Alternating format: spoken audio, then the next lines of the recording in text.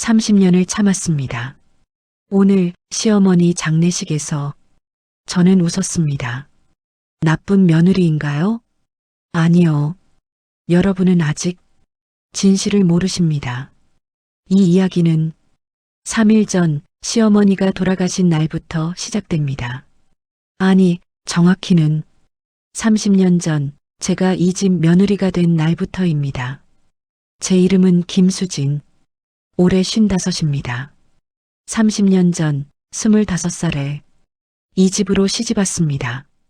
남편 박민수는 첫눈에 반한 사람이었습니다. 착하고 성실하고 저를 아껴주는 사람. 결혼할 때 전 세상에서 가장 행복한 여자였습니다. 하지만 그 행복은 시댁 대문을 들어서는 순간 끝이 났습니다. 시어머니 박순자, 처음 뵙던 날을 지금도 생생히 기억합니다. 앞으로 잘 부탁드립니다. 어머님, 저는 큰 절을 올렸습니다. 시어머니는 저를 위아래로 훑어보더니 차갑게 말했습니다. 키는 작고 얼굴은 그저 그렇고 집안도 별 볼 일 없다던데 우리 아들이 왜 너를 골랐는지 모르겠구나. 첫 만남부터였습니다. 시집살이, 요즘 세상에 그런 게 어딨냐고 사람들은 말하지만 제가 겪은 30년은 진짜였습니다. 새벽 5시 기상, 시어머니보다 먼저 일어나 집안 청소, 아침밥 준비, 빨래, 며느리가 게으르면 집안이 망한다. 시어머니의 말씀이었습니다. 아침 식사 시간, 온 가족이 모여 앉으면 저는 항상 마지막에 앉았습니다. 시아버지, 시어머니, 남편, 그리고 시누이 2명. 제 자리는 부엌 문역, 딱딱한 나무 의자였습니다. 며느리는 밥이 식탁에 다 차려진 다음에 앉는 거다. 밥을 먹는 동안에도 저는 일어나야 했습니다. 물 떨어졌어. 반찬 더. 숟가락 바꿔줘. 계속 움직였습니다. 제대로 밥 한 숟가락 목으로 넘기기 힘든 아침이었습니다. 시누이들, 큰 시누이 박민희는 저보다 2살 위였고 작은 시누이 박민정은 1살 아래였습니다. 둘 다 결혼해서 나갔지만 주말이면 꼭 친정에 왔습니다. 그리고 저를 부렸습니다. 옳게 커피 한 잔. 옳게 애들 봐줘. 옳게 이것 좀 해줘. 마치 가정부처럼 저를 대했습니다. 특히 큰 시누이는 심했습니다. 옳게는 참 편하겠어요. 우리 오빠가 돈도 잘 벌고 착하잖아요. 우리 엄마 모시는 것밖에 할 일이 뭐가 있어요? 할 말이 많았지만 참았습니다. 그렇죠, 아가씨. 제가 행복합니다. 웃으며 대답했습니다. 속으로는 울고 있었지만 남편 민수는 착한 사람이었습니다. 정말로. 하지만 착한 것과 강한 것은 다릅니다. 여보, 어머니가 너무 심하셔. 제가 하소연하면 남편은 난처해했습니다. 미안해. 어머니가 원래 좀 그러셔. 조금만 참아줘. 내가 나중에 말씀드릴게. 그 나중은 30년이 지나도 오지 않았습니다. 아이는 결혼 5년 차에 생겼습니다. 딸이었습니다. 딸, 시어머니의 첫 반응이었습니다. 쯧쯧, 처세가 딸이면 어쩌나. 아들 낳아야지. 축하 한마디 없었습니다. 2년 후 둘째를 가졌습니다. 또 딸이었습니다. 이걸 어떻게, 아들 하나는 있어야 대를 잇지. 시어머니는 노골적으로 실망했습니다. 며느리가 아들 복이 없나 보네. 그 말을 들었을 때 정말 죽고 싶었습니다. 딸 둘을 키우며 저는 더 열심히 살았습니다. 아이들만큼은 제가 겪은 일을 겪게 하고 싶지 않았습니다. 새벽부터 밤까지 집안일, 아이들 뒷바라지, 시어머니 시중, 하루하루가 전쟁이었습니다. 그런데도 시어머니는 만족하지 않았습니다. 며느리가 일은 하는데 왜 이렇게 성의가 없나? 밥은 왜 이렇게 맛없어? 청소는 대충대충 하고 애들 교육은 제대로 시키고 있어? 끝이 없었습니다. 한 번은 견디다 못해 울었습니다. 시어머니 앞에서 어머님, 제가 뭘 어떻게 해야 마음에 드시나요? 저도 사람입니다. 조금만 인정해 주세요. 시어머니는 차갑게 말했습니다. 며느리가 시어미한테 대들어 내가 이 집에 뭘 했다고 인정을 바라 먹여주고 재워주는 것만으로도 감사해야지. 그날 밤 남편에게 말했습니다. 여보, 나 못 살겠어. 어머니가 너무 심해. 남편은 한숨을 쉬었습니다. 미안해. 조금만 더 참아줘. 내가 잘 말씀드릴게. 똑같은 대답이었습니다. 그날 처음으로 생각했습니다. 이혼이라는 단어를. 하지만 아이들을 봤습니다. 초등학생이 된 큰딸, 유치원에 다니는 작은딸. 이혼하면 아이들은 어떻게 되나? 참았습니다. 10년이 지났습니다. 아이들은 중학생, 고등학생이 되었고 저는 40이 넘었습니다. 시어머니는 여전했습니다. 아니, 더 심해졌습니다. 나이가 들수록 더 까다로워지고 더 예민해졌습니다. 며느리, 이것 좀 해줘. 며느리, 저것 좀 해줘. 며느리, 왜 이렇게 느려? 하루에도 수십 번 호출당했습니다. 어느 날 친구를 만났습니다. 대학 동창이었습니다. 수진아, 너 많이 늙었다. 친구의 첫마디였습니다. 그래, 나 요즘 좀 힘들어서 시어머니 때문이지? 전에도 말했잖아. 그냥 나와. 아직 늦지 않았어. 거울을 봤습니다. 45살.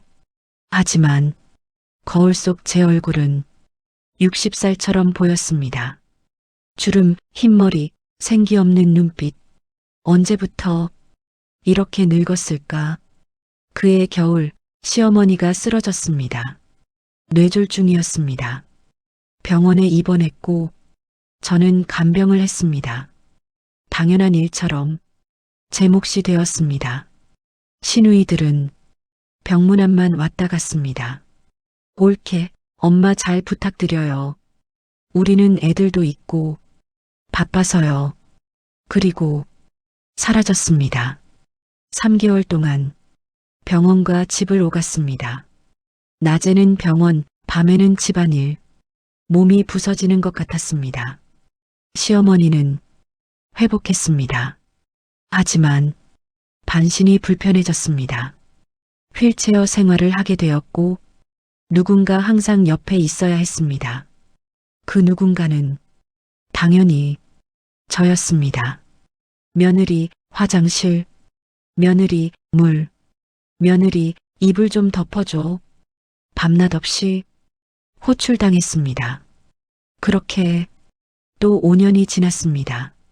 저는 50이 되었고 시어머니는 80이 되었습니다. 세월은 누구에게나 평등하게 흘렀습니다. 하지만 제 인생은 멈춰 있었습니다. 딸들은 대학을 졸업하고 취직했습니다. 엄마, 우리 이제 돈 벌잖아. 엄마 좀 쉬어. 할머니 요양원 보내자. 큰딸이 말했습니다. 안 돼. 할머니가 절대 안 가실 거야. 그리고 엄마가 그렇게 하면 아빠가 힘들어. 엄마는 왜 항상 그래? 엄마 인생은 어떻게 되는데? 작은 딸이 울었습니다. 맞는 말이었습니다. 제 인생은 어떻게 되는 걸까? 30살 때도, 40살 때도, 50살이 된 지금도 저는 이 집 며느리일 뿐이었습니다. 그해 봄 시어머니가 또 쓰러졌습니다. 이번에는 심장이었습니다. 중환자실 의사가 말했습니다. 많이 위중합니다. 가족분들 마음의 준비를 하셔야 할 것 같습니다. 남편이 울었습니다. 시누이들도 울었습니다. 저는 울지 않았습니다. 이상했습니다. 30년을 함께 살았는데 눈물이 나오지 않았습니다. 슬프지 않았습니다. 오히려 마음 한구석이 편해지는 느낌이었습니다. 그날 밤 시어머니가 잠깐 깨어났습니다. 가족들을 하나씩 불렀습니다. 민수야, 민희야, 민정아, 그리고 저를 봤습니다. 수진아, 처음이었습니다. 시어머니가 제 이름을 부른 게 가까이 와봐. 저는 시어머니 곁으로 갔습니다. 시어머니는 떨리는 손으로 제 손을 잡았습니다. 변호사, 내일 오전에 올 거야. 네, 유원장, 있어. 다음 날 아침 변호사가 왔습니다. 온 가족이 모였습니다. 변호사는 봉투를 꺼냈습니다. 고인께서 작년에 작성하신 유언장입니다. 시누이들이 몸을 앞으로 내밀었습니다. 재산이 궁금한 거였습니다. 이 집은 강남에 있는 80평 아파트였고 시아버지가 남긴 상가 건물도 있었습니다. 대충 잡아도 300억은 넘었습니다. 변호사가 봉투를 뜯었습니다. 그리고 읽기 시작했습니다. 나 박순자는 건강한 정신으로 다음과 같이 유언합니다. 첫째, 강남 아파트는 며느리 김수진에게 전부 증여한다. 순간 시누이들이 벌떡 일어났습니다. 뭐라고요? 둘째, 상가 건물은 며느리 김수진에게 전부 증여한다. 이게 무슨? 셋째, 예금 및 적금 전액은 며느리 김수진에게 증여한다. 말도 안 돼. 큰 시누이가 소리쳤습니다. 넷째, 나의 장례는 며느리 김수진이 주관하며 비용은 내 재산에서 지출한다. 변호사가 유언장을 내려놓았습니다. 이상입니다. 깊은 침묵이 흘렀습니다. 큰 시누이가 먼저 입을 열었습니다. 이건 무효야. 엄마가 정신이 온전하지 않을 때 쓴 거야. 유언장은 작년 3월에 작성되었고 공증인 입회하에 법적 절차를 거쳤습니다. 어머님은 그때 건강하셨습니다. 작은 시누이가 저를 쏘아봤습니다. 올케가 뭘 한 거야? 엄마를 협박했어? 아니면 꼬드겼어? 저는 아무것도 모릅니다. 정말이었습니다. 저도 너무 놀라서 말이 안 나왔습니다. 오빠, 오빠는 가만히 있을 거야? 올케가 엄마 재산을 다 가져간다고. 큰 시누이가 남편에게 소리쳤습니다. 남편은 어안이 벙벙한 표정이었습니다. 나도 모르겠어. 어머니가 왜? 변호사님, 이거 정말 법적으로 문제 없어요? 네. 유언장은 법적으로 완벽합니다. 이의를 제기하셔도 무효가 되기는 어렵습니다. 그날 시누이들은 저를 원망하며 떠나면서 말했습니다. 올케, 우리 엄마한테 뭘 한 거예요? 30년 동안 엄마 재산 노린 거죠? 아니에요. 저는 정말 거짓말. 우리 법적으로 대응할 거예요. 현관문이 쾅 닫혔습니다. 저는 그 자리에 주저앉았습니다. 그날 밤 시어머니가 세상을 떠났습니다. 가족들이 눈물을 흘릴 때 저는 시어머니의 손을 잡고 있었습니다. 차가워진 손이었습니다. 어머님, 처음으로, 진심으로 불러봤습니다. 왜, 저한테 이렇게 하신 거예요? 대답은 없었습니다. 장례식장, 조문객들이 왔다 갔습니다. 시누이들은 저를 노골적으로 무시했습니다. 친척들도 저를 이상한 눈으로 봤습니다. 며느리가 재산을 다 가져갔대. 30년 동안 꾀를 부린 거래. 수군거림이 들렸습니다. 3일장을 치르는 동안 저는 정신이 없었습니다. 장례 준비, 조문객 응대, 음식 준비, 30년 동안 해온 일을 마지막으로 했습니다. 발인 날, 관이 나갈 때 큰 시누이가 말했습니다. 올케, 장례 끝나면 우리 만나요. 할 얘기 있어요. 차가운 목소리였습니다. 장례를 마치고 일주일 후 변호사 사무실에서 만났습니다. 시누이 2명과 그들의 변호사, 우리는 유언장 무효 소송을 제기할 겁니다. 큰 시누이의 변호사가 말했습니다. 어머니는 며느리의 강압에 못 이겨 유언장을 작성했을 가능성이 있습니다. 저는 웃었습니다. 처음으로 당당하게 웃었습니다. 좋아요. 법정에서 봅시다. 저는 떳떳합니다. 하지만 집으로 돌아와 혼자 있을 때는 무서웠습니다. 내가 왜 이런 일을 겪어야 하지? 30년을 시어머니를 모셨는데 마지막에 이런 일을 당하다니. 그날 밤 잠이 오지 않았습니다. 시어머니의 유품을 정리하려고 방에 들어갔습니다. 옷장을 열었습니다. 옷들 사이에 낡은 상자가 있었습니다. 꺼내서 열어봤습니다. 안에는 편지들이 가득했습니다. 첫 번째 편지를 펼쳤습니다.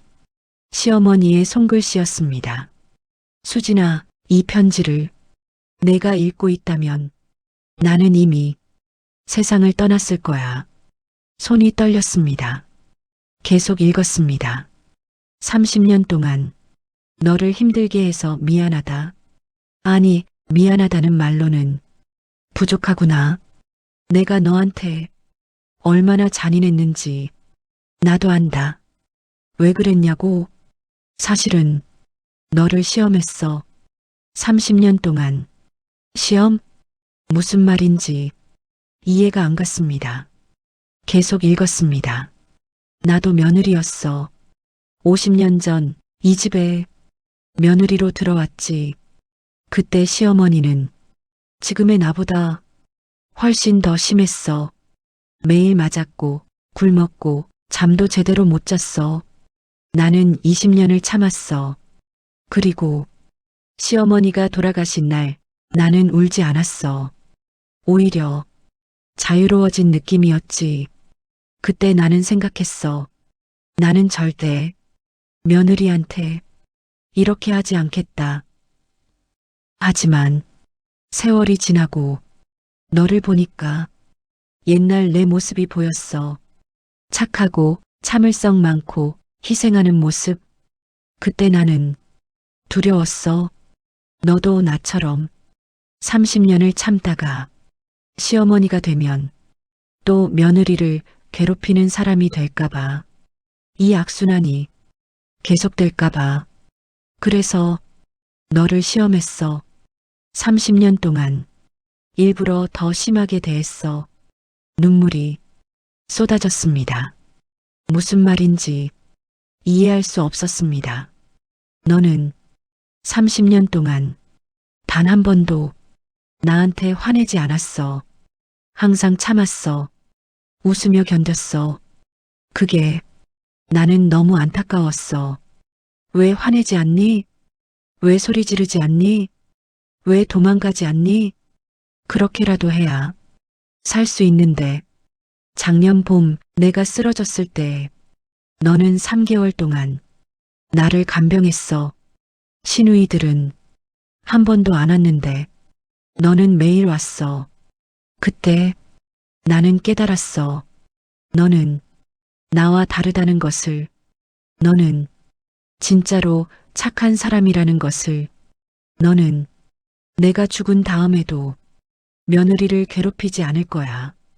왜냐하면 너는 이 고통을 알기 때문에 너는 다음 세대에게 이 고통을 물려주지 않을 거야. 그래서 나는 결심했어. 내 모든 재산을 너한테 주겠다고. 민희와 민정에게는 미안하지만 그 애들은 내 딸들이야. 나한테 어떻게 하든 나는 엄마니까 받아줄 수 있어. 하지만 너는 다르잖아. 너는 아무 잘못도 없이 이 집에 시집 와서 30년을 희생했어. 이 재산은 내가 받아야 해. 너의 30년에 대한 보상이야. 그리고 이것으로 내 남은 인생을 살아. 이제는 너 자신을 위해 살아. 편지는 계속되었습니다. 시누이들이 화낼 거야. 소송도 걸 거야. 하지만 걱정하지 마. 변호사한테 모든 증거를 맡겨놨어. 내가 건강할 때 작성한 유언장이고 누구의 강압도 없었어. 법정에서 이길 거야. 그리고 민수한테도 편지를 남겼어. 내 남편 말이야. 착하지만 약한 사람. 나는 그 아이한테 내가 얼마나 고생했는지 다 적어놨어. 앞으로는 내 편이 되라고 당부했어. 수진아, 마지막으로 하고 싶은 말이 있어. 미안하다. 정말, 정말 미안하다. 용서해달라고 말할 자격도 없어. 하지만 너는 좋은 사람이니까 나를 용서해 줄 거라고 믿어. 그리고 고맙다.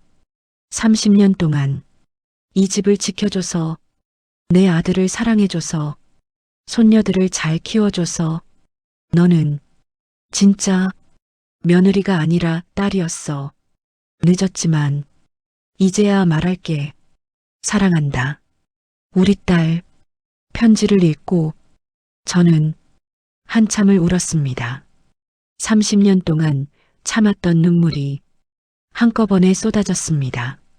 다음 날 아침 남편에게 편지를 보여줬습니다. 남편도 울었습니다. 미안해. 내가 몰랐어. 어머니가 이런 마음이었는지, 그리고 당신이 얼마나 힘들었는지. 이제 당신 하고 싶은 대로 해. 나도 당신을 도울게. 어머니가 그러셨어. 이제는 당신 인생을 살라고.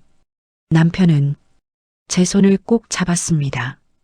2주 후 법정에서 시누이들과 마주 앉았습니다. 변호사가 시어머니의 편지를 법정에 제출했습니다. 판사가 편지를 읽었습니다. 큰 시누이와 작은 시누이도 편지 사본을 받았습니다. 읽는 동안 큰 시누이의 얼굴이 점점 굳어졌습니다. 작은 시누이는 울기 시작했습니다. 판사가 말했습니다. 유언장은 법적으로 유효합니다. 고인의 의사가 명확하게 드러나 있고 어떤 강압이나 부당한 영향도 확인되지 않습니다. 원고의 청구를 기각합니다. 법정을 나왔습니다. 작은 시누이가 저를 불렀습니다. 언니, 네, 미안해요. 엄마가 언니한테 그렇게 하신 줄 몰랐어요. 큰 시누이는 말이 없었습니다. 하지만 눈빛이 조금 달라져 있었습니다. 그날 저녁 딸들과 저녁을 먹었습니다. 엄마, 이제 뭐 하고 싶어? 큰딸이 물었습니다. 글쎄, 30년 동안 생각해 본 적이 없네. 나는 항상 누군가의 엄마, 누군가의 아내, 누군가의 며느리였지. 나 자신은 생각해 본 적이 없어. 이제 생각해 봐. 엄마 인생, 엄마가 살아야지. 작은 딸이 말했습니다. 그날 밤 시어머니 방에 다시 갔습니다. 편지 상자를 다시 열었습니다. 맨 아래 또 다른 편지가 있었습니다. 수진아, 마지막 편지야.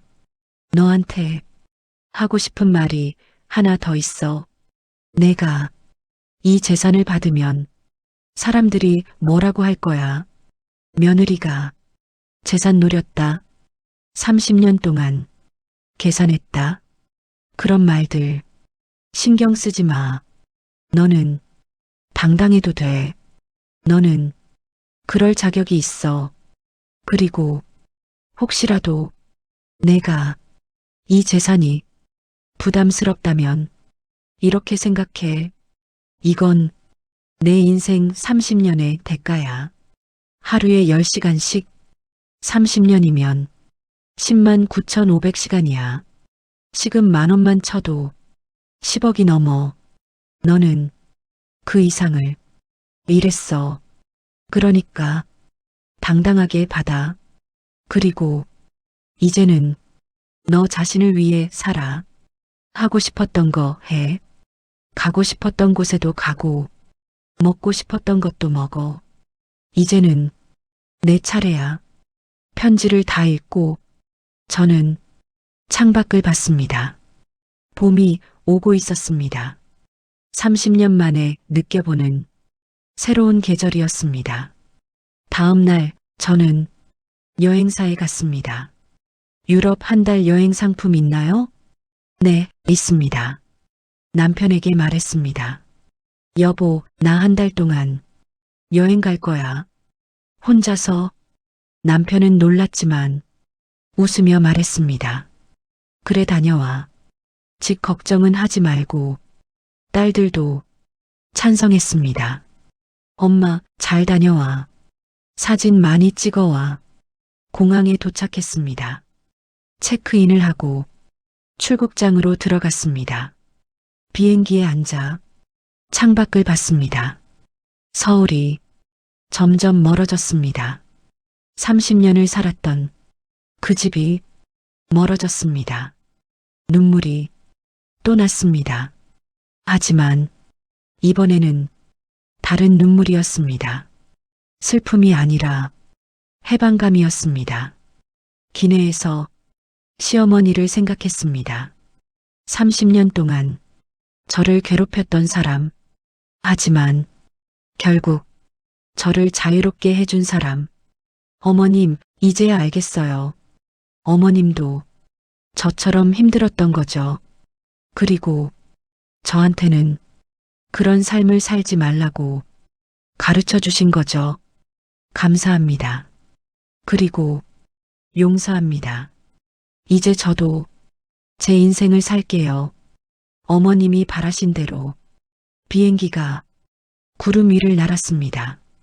햇살이 눈부셨습니다. 새로운 세상이 펼쳐지고 있었습니다. 6개월 후 저는 작은 카페를 열었습니다. 평생의 꿈이었습니다. 어서 오세요. 손님들을 맞이하며 저는 웃었습니다. 진심으로. 카페 벽에는 사진이 걸려 있었습니다. 유럽 여행 사진, 딸들과 함께 찍은 사진, 그리고 시어머니의 영정 사진. 어느 날 작은 시누이가 카페에 왔습니다. 올케 언니, 커피 한 잔 주세요. 네, 앉으세요. 커피를 내오며 물었습니다. 요즘 어떻게 지내세요? 그냥 반성하며 살아요.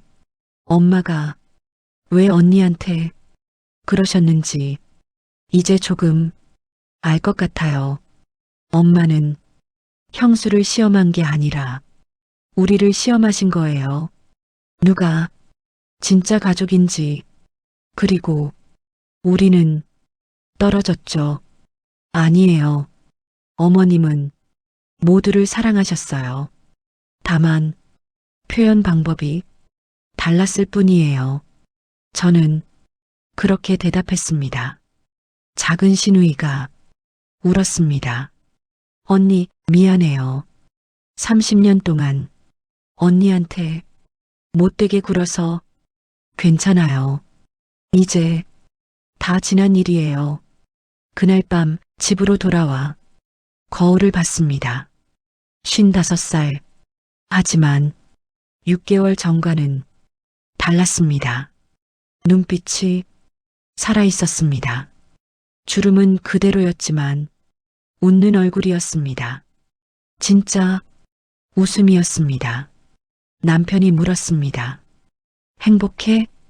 응. 처음으로 행복한 것 같아. 나도 이제야 당신을 제대로 보는 것 같아. 미안해.